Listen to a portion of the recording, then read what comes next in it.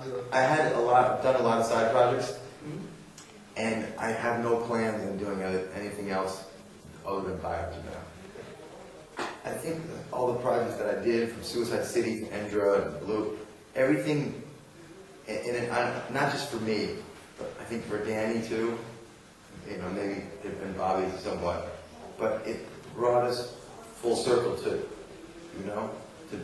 make this record and to come back together. It's kind of like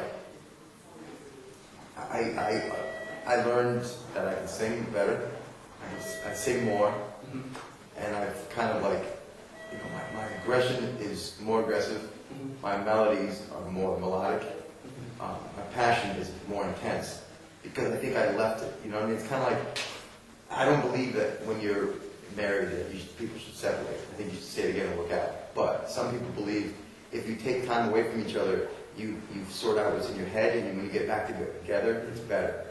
It's almost like that philosophy, the heart grows fonder, in absence. So being away from Biohazard for so many years, and being away from the original, members of Biohazard, my heart grew fonder of Biohazard. You know what I mean? When we split up in 2003, I did everything I wanted to do with Biohazard. And I said that in the press, and I told everybody that. And I wanted to do different things. Yes. So I did different things. Yes. And then when we did the reunion, I was still interested in doing other things, but I couldn't control it. All of a sudden, my heart came back to wanting to do Biohazard again. Okay. I don't know why. I think maybe it's kind of like, it's maybe what I'm born to do. So, to answer your question, I have no desire right now to do anything else other than Biohazard. That was great.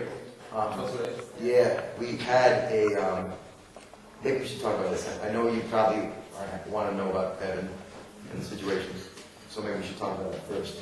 That way, because I can continue talking about the record and the new Biohazard. As you know, Evan left the band, right?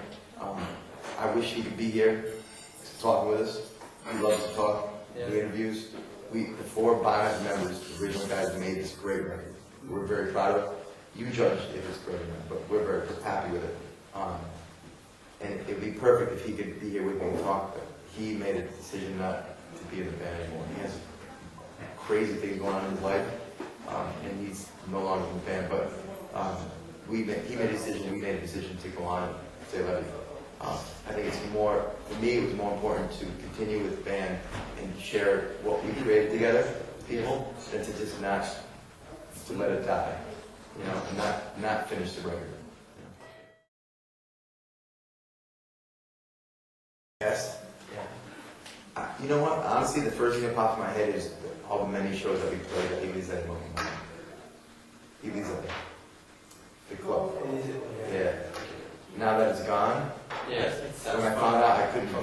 Yeah, I couldn't believe it. And when I found out, part of my heart was like, yes, what the fuck happened? And Valerie and I were talking about it. We made so many good friends here.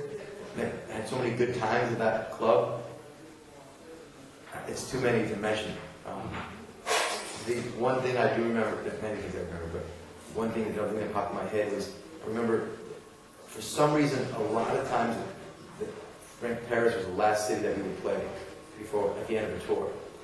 One of the first times that Paris was the last city, we were on stage playing, and towards the end of the show, everybody came up on stage. It was a crazy, wild night, and I was jumping around, and smashed my guitar, and it broke.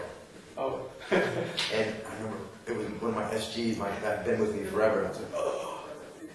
So I put the guitar in the case, and I kissed it goodbye and closed it, and threw it on the plane, went home. And when I landed in New York, I opened it up in front of the guy. I said, oh, my guitar, you broke it. So they bought me a new guitar. It's not the same, but at least I got a new guitar. I couldn't get mad at my French friends.